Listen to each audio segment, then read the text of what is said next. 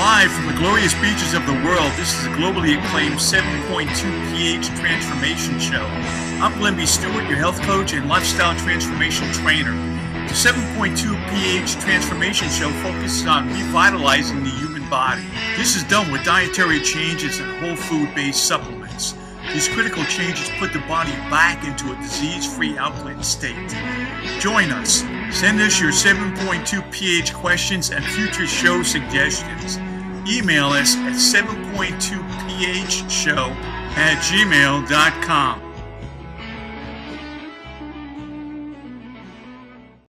You are what you eat. These are statements that have been said by many health practitioners. So here's the question for you today. Do you think what you drink affects the health of each and every cell in your body? That's the question that I'm going to ask Dr. Mercola tomorrow. Asking that question. But I'm also asking you. And I think most people would answer absolutely. What we drink has an effect on our bodies. In one of the books that I wrote called The pH Miracle for Weight Loss, we talk about the importance of drinking water, and one of the chapters is specifically on water. Water, water everywhere, but not a drop to drink. And the reason why there's water, water everywhere and not a drop to drink is because it's contaminated. It's contaminated not with what I just got through talking about, ionizing radiation, but it's now contaminated with chemicals. And a lot of these chemicals are things that we're flushing down the toilet that's getting into our water table. And so if you're flushing down Zoloft or Prozac or some high blood pressure medication, statin drugs, what have you, this is now showing up in our water supply. So you could be drinking water and be on an antidepressant or an antibiotic or even some sort of statin drug and you wouldn't even know it, just from the water you're drinking. So the key to a long, healthy, vibrant life is to maintain the integrity of the internal fluids of the body by a process of superhydrating, or hydrating, I believe, with alkaline fluids. I recommend that a non-active child or adult drink at least 1 liter of alkaline water at a pH at a minimum of 9.5 for each 30 pounds of total body weight. With increased activity, though, through exercise or sport, I would suggest increasing that hydration anywhere from 1.5 to 2 liters per 30 pounds of weight. If we look at our collective health in the U.S., nearly 1 out of 2 Americans has a chronic condition. 1 out of 3 U.S. adults has or will have high blood pressure, up 30% over the past decade. New type 2 diabetes cases have doubled in 30 years. Currently, more than 64% of U.S. adults are either overweight or obese, a 36% increase from 1980. The prevalence of asthma has increased 75%. 60 to 70 million annual cases of digestive diseases in the United States, and nearly 46 million people in the U.S. have some form of arthritis or chronic joint symptomology. So what does our health care cost us? It's becoming a huge part of our major budget, both personal as well as governmental. 78% of healthcare dollars are spent on people with chronic illnesses. Per person, healthcare spending is projected to double. So what does lack of health cost each of us? So as you think about that question, and we tie that then into the importance of drinking alkaline water and maintaining what I believe is at the foundation its alkaline design. The most important fluid of the body is the blood, and it's slightly alkaline at a 7.365. More and more practitioners and researchers now believe that chronic degenerative disease flourishes in an acidic environment. Our body will naturally buffer these acidic states. but its ability to balance pH has been overwhelmed. Overwhelmed with acidic waters that we're drinking, acidic foods that we're eating, acidic air that we're breathing. All of these contribute to an overall acidic body. So where do most acids come from? Acids are biological waste products of metabolism, of the breakdown of our foods and the liquids we drink when we exercise. We've all felt the biological acid of lactic acid and the effects and what it causes when the blood purifies itself by pushing that acid out into the connective tissue. We feel it as a pain. Acids from thinking. Now, if you're thinking about this, you're already producing acid because our thoughts require energy.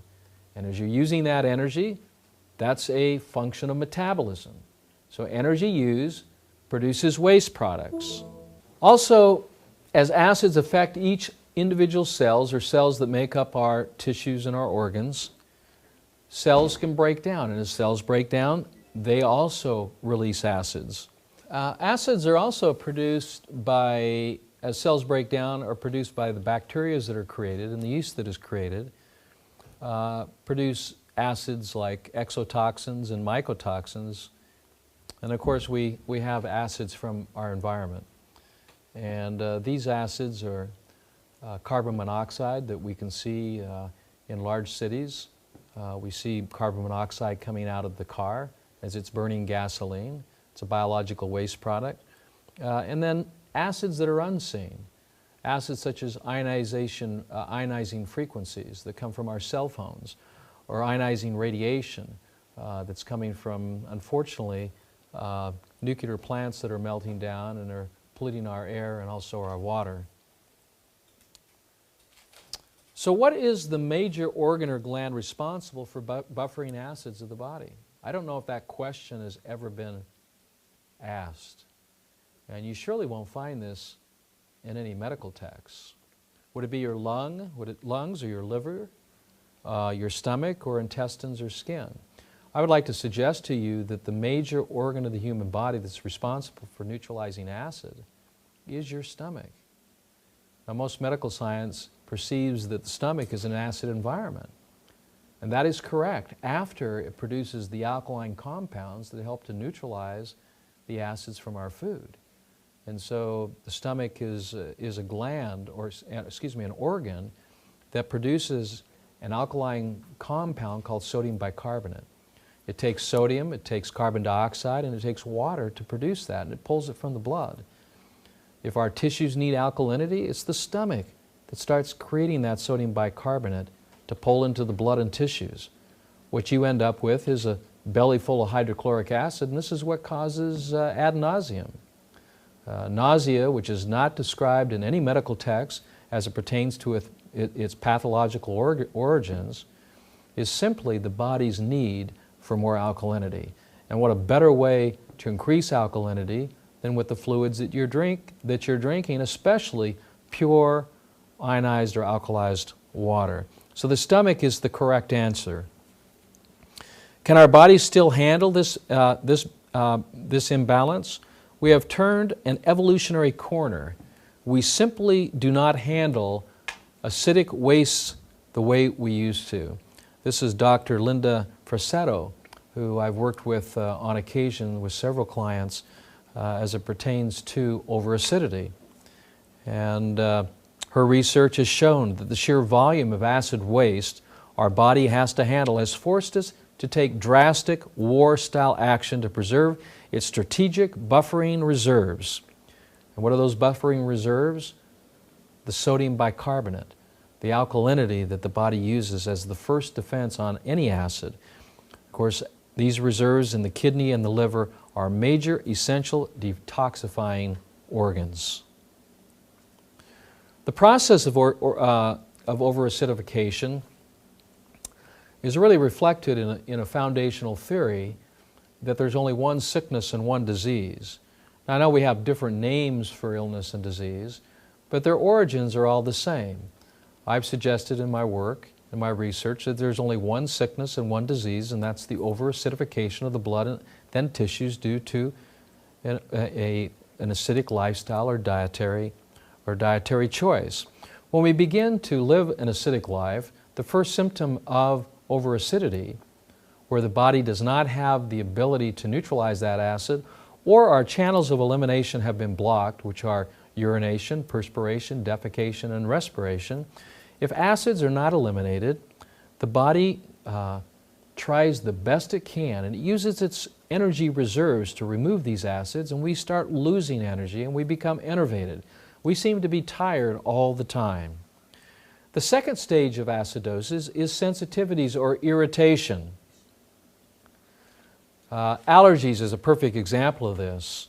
Allergy is a sensitivity to some acidic toxin, either environmental or it could be food-based too as well.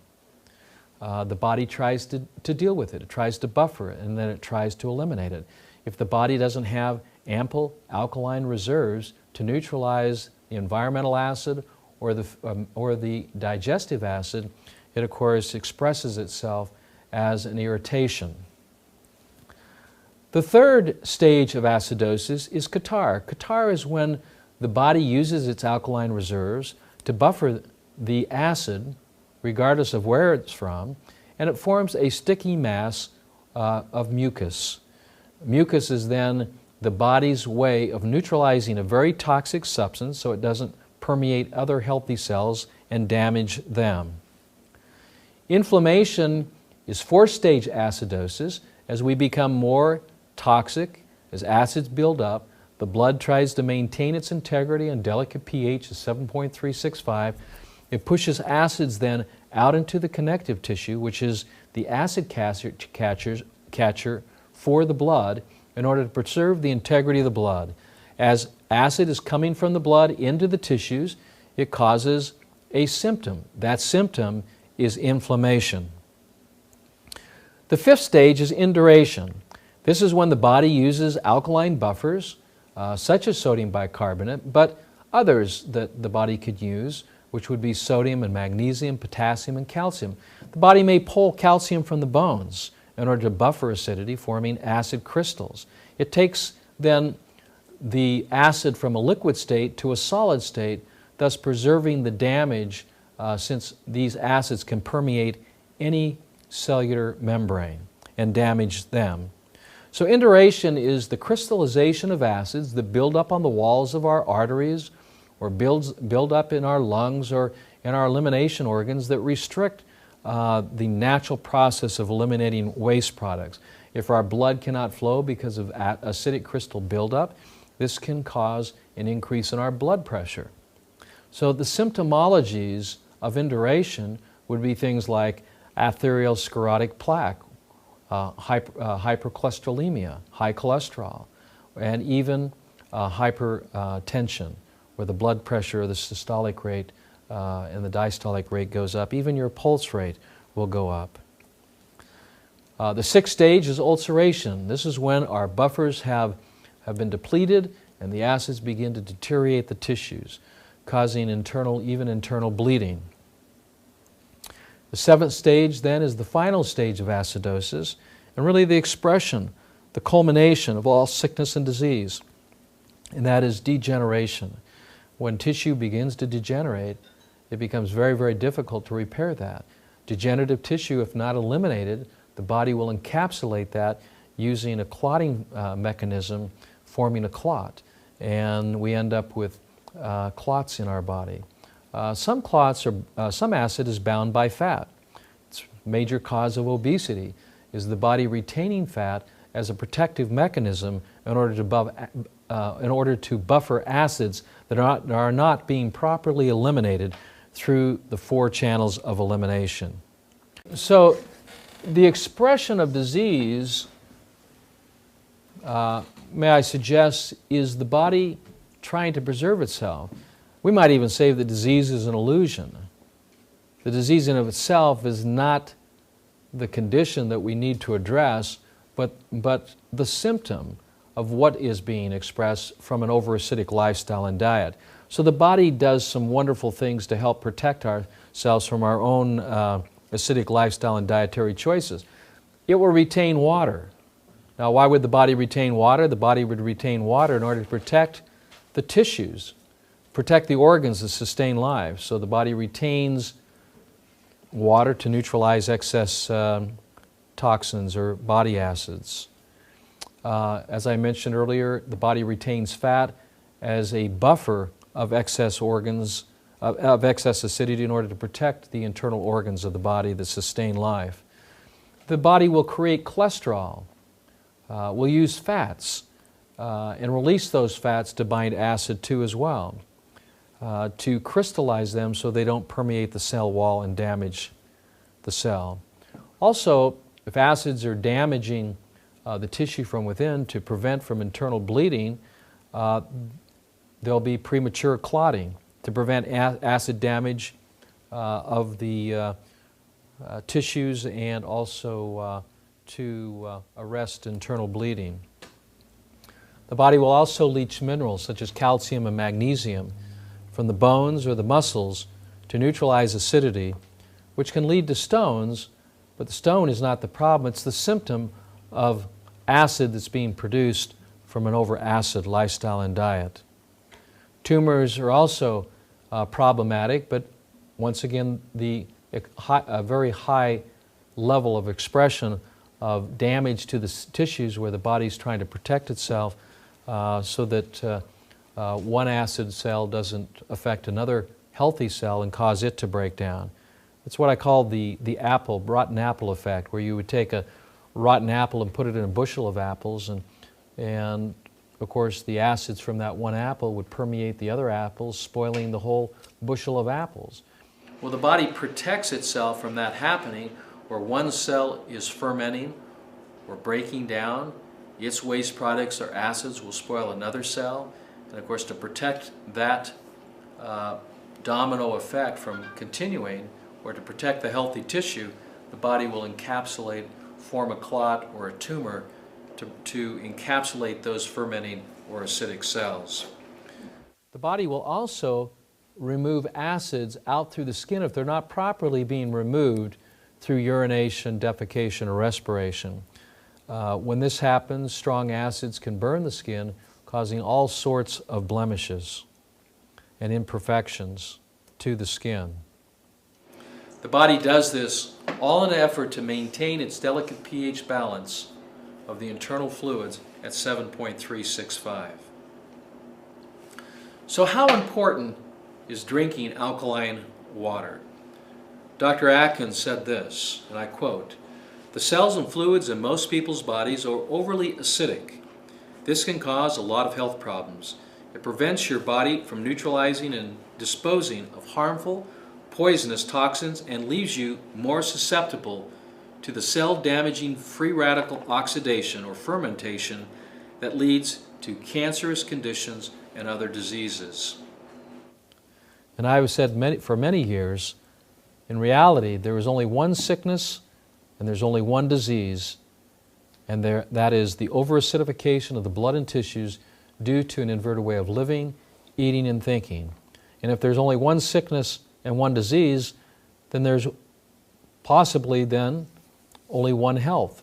And I believe that one health is maintaining the alkaline design of the internal fluids, which then in turn maintains the health of your cells, which make up your organs and your tissues. So let me ask you this question. What kind of water do you drink now? Do you drink bottled water? Do you drink tap water? Do you drink filtered ionized water from a home system, like reverse osmosis water? Do you drink filtered water from a third party? Oh, I already had that down there, the reverse osmosis or the Brita water system. So what kind of water do you drink? And what is the pH of the type of water that you're drinking? One of the chapters in one of my books called The pH Miracle, I have that chapter on water. I actually have tested hundreds of different waters, and I find that most water, if not all water that I've tested, has a pH of 7 or less. Our tap water, because they chlorinate it, which is actually an alkalizing compound, but it's also very difficult to get out of the body, and it's not natural to the body, has a pH just slightly over 7. So does the type of water you drink, does the pH, is it 6 or 7 or 8 or greater than 9? So over the last 20 plus years, I have determined that there's 4 attributes of a healthy drinking water. The first attribute, which I'm sure you'd all agree with, that the water has to be clean and it has to be pure. It has to be free of heavy metals. It has to be free of toxic chemicals. It has to be free of pharmaceuticals. It has to be clean. It has to be free of ionizing radiation from nuclear fallout. This is critical. The second attribute of a healthy water, I believe it has to be alkaline. Why? Because the human body is alkaline by design. All of its functions are acidic. Breathing, thinking, eating, all produce acids. Body, when it's born, it's alkaline by its design. We need to keep it that way if we want to keep it healthy and strong. The third attribute is the water has to be energized. It must carry an energy. Water is a catalyst that can deliver energy to the body. And of course, this energy can be measured using a meter, and it's measured in had a senior moment here. Really sense. Yeah, the water. I started thinking about what I was talking about. Anyway, the water has to be energized, and that water carries an electrical negative charge, and it can be measured in millivolts. It should carry a negative charge versus a positive charge. So we measure the water, and also the water should be molecularly unclustered. Traditionally, tap water is a clustered water, multiply clustered. We should have an unclustered water somewhere around 3 to 5 molecules. So these are the 4 attributes of healthy water. So the world's healthiest waters, nature's answer. Trinity is a water from Idaho. It's a well water. They have a well that goes down over 2 miles, and the water that they extract there has a pH of approximately 9.5, so it has natural alkalizing salts of potassium and sodium bicarbonate. Lourdes has had, for centuries, been talked about, has healing powers. The pH of Lourdes is in the 7s. Hunsa water is also in the 7s. Destiny water, which is Hawaiian water, pulled from 3,000 feet below the ocean surface. It's a clean, pure water, naturally alkaline at 7.5, and miracle water, of course, can have a pH anywhere, because it's an ionized water, can have a pH anywhere from a 1 pH clear up to a 12 pH or a 13 pH. So these waters, particularly the alkaline waters, have shown to make a significant difference in people's health. And I've been studying this for many, many years. And as I increase the hydration of these alkaline fluids, and we start perfusing the tissues with high pH waters ranging anywhere from a minimum of 9.5 up to 12.5, we see physiological changes that take place in the tissues in a positive way. So the characteristic of these waters that have been healing for many centuries have a characteristic that they're all alkaline. And they have beneficial alkaline minerals such as sodium bicarbonate or potassium or magnesium. They also carry a strong electrically negative charge that can be measured by using an ORP meter. They range anywhere from negative 50 millivolts clear up to a negative 750 millivolts. And of course, if you're taking, let's say, just tap water and want to structure that water into an alkaline state, these specific ionizing machines can help to do that by restructuring the water, increasing its electrical activity, and increasing its pH too as well, right from your tap. So how effective is this type of water? Well, let me quote Dr. Horowitz. International studies show that populations with little or no history of illness, such as cancer, drink higher pH alkaline waters. After all potential risk factors were considered and factored out, it became evident that they had been drinking waters with a pH of 9 to 10, close quote. So I've been talking about ionization, and many of you are probably thinking, well, what is ionization, or what is an ion? An ion is a charged particle. That particle can be either negatively charged or positively charged. For example, hydrogen carries a positive charge, where hydroxyl ions, which is OH minus, carries a negative charge. A water ionizer is a water technology that electrically activates or charges the minerals or ions in the water. This process alters the water in two ways. First, it raises or it lowers the pH. Second, it alters the electrical properties by either increasing electrical activity in the forms of a saturation of electrons, or it decreases electrical activity by increasing the saturation of protons in the water. It also, through this ionization process, the voltage will break up the natural microclustering. So the water, as it breaks down, will be smaller in its structure. So rather than, let's say, having 20 molecules per cluster, you would have maybe 3 to 5 molecules per cluster. Well, what does that do when we break down these larger clusters of water?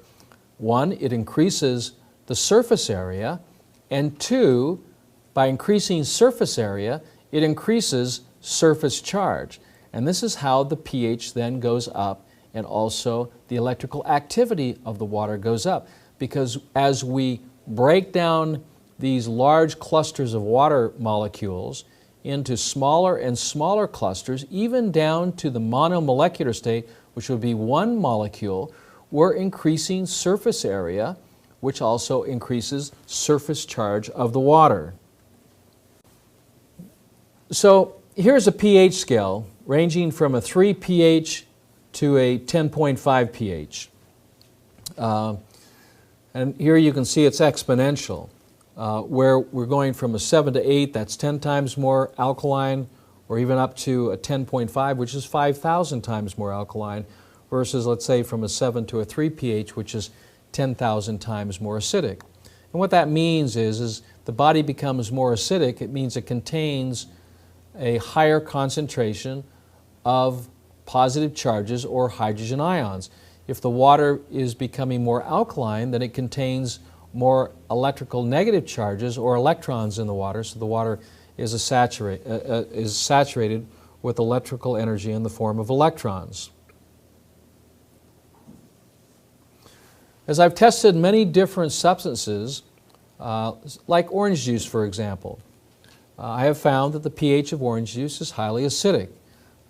Here we have a product, Sunny Delight, with a pH of 2.81, with an electrical charge which is saturated with hydrogen ions, which is then expressed in a positive charge at 232 millivolts. Bud Light has a pH of 4.25, which is also acidic and also carries an electrical charge which is saturated with hydrogen ions, giving an electrical reading in millivolts of 177 millivolts. Coffee at 5 with positive 140 millivolts. So when we look at some of the most common fluids that people are drinking, we find out that they're moderately or highly acidic, and they carry a charge that would pull energy from the body rather than contribute energy to the body. Now this is an important thing to understand, because as we're putting alkalinity in our body, this is actually contributing to our alkaline bank account or our alkaline reserves. when we're pulling energy or alkalinity away from our bodies, this is going to deplete our alkaline bank and, of course, create a symptom of enervation. And the biochemistry is very, very extreme.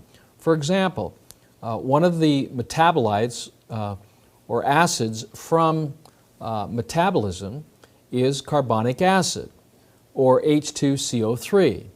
Well, carbonic acid is highly acidic, and it takes 20 parts of sodium bicarbonate, which is what the stomach produces, in order to neutralize this metabolite from metabolism.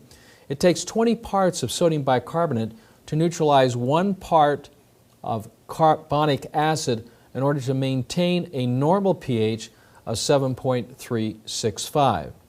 So the body is constantly in need of alkalinity. The body is constantly starving for more electrons. It takes it from our food, it takes it from the water we drink, it can even take it from the sun. We absorb it through the skin.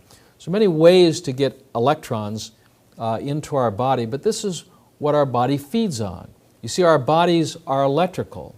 They run on electricity, not on calories, not on sugar, not on proteins, not on carbohydrates, not on fats, but it runs on the electrical potential of what we're drinking, what we're eating, and what we're absorbing.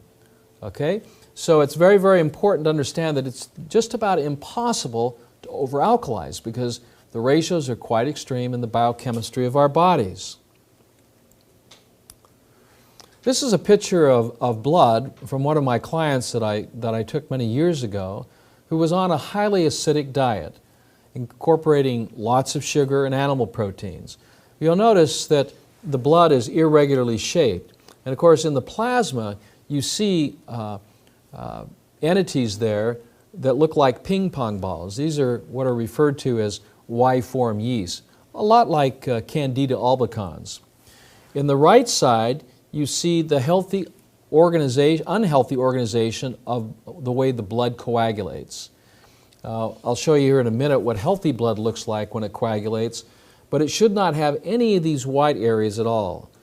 The actual clot should be tight, should be held together with a protein called fibrin, and there should be no spaces or missing red blood cell conglomerate. Here we see in the center, we see round, symmetrical, round protein pools, which indicates an irritation or an inflammation of the base of the body, which would be your reproductive organs or your bowels.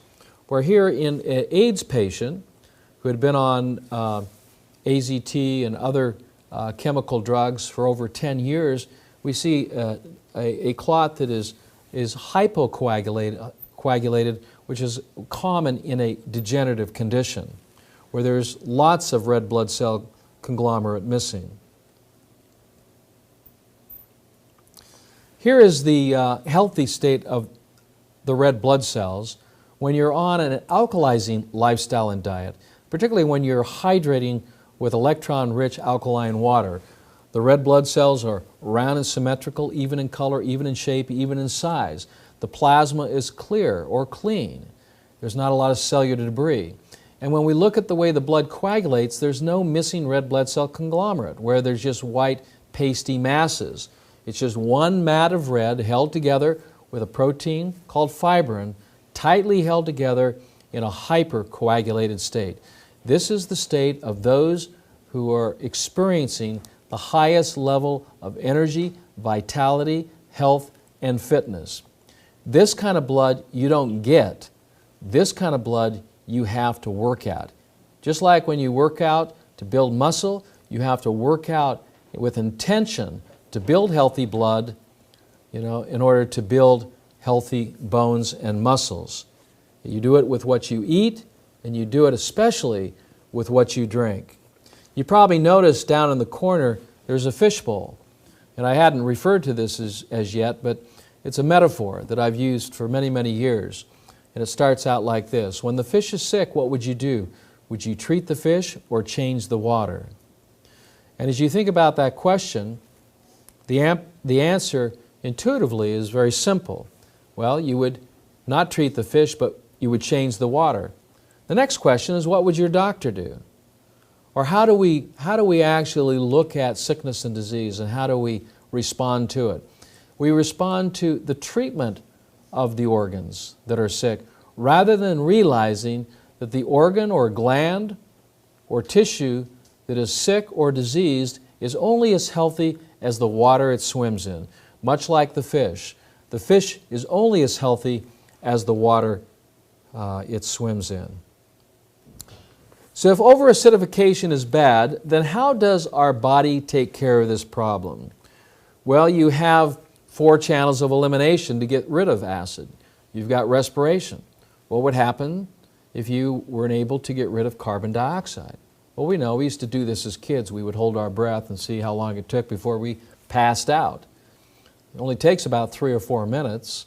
Then you lay there unconscious till the body can get rid of that particular or neutralize that particular acid, and you wake up. Well, carbon dioxide is an acid that's produced during metabolism. It's a gas. You see, acids take on different forms: gas, liquid, or solid. Of course, we can't say, how do we get rid of all of our acid? Because we're constantly producing it through our thoughts and our words and our deeds. So the body has a system. It's not a system that you can read about in the biology books, but it's a system called the alkaline buffering system. And the alkaline buffering system starts with the stomach. The stomach is the major organ that produces the alkalinity the body needs in order to neutralize the acids it produces through metabolism. That particular alkaline compound is called sodium bicarbonate. So it begins with the stomach. As the stomach produces sodium bicarbonate, it delivers it by the circulatory system, the blood, to the various glands, so the salivary glands. What does the salivary gland release? It releases a compound called sodium bicarbonate. It also fills up the pylorus glands, the lubricant glands. The pancreas, as a gland, secretes sodium bicarbonate to raise the alkalinity of the food that we eat and the liquids that we drink. Well, our body becomes overwhelmed with acid from lifestyle and dietary choices. If we smoke tobacco, if we chew tobacco, if we take pharmaceutical or recreational drugs, if we're drinking acidic water, if we're not exercising and removing acids through the pores of our skin, acids build up. So what we eat, what we drink, and even our thoughts can create an overacidic body, overwhelming our body systems.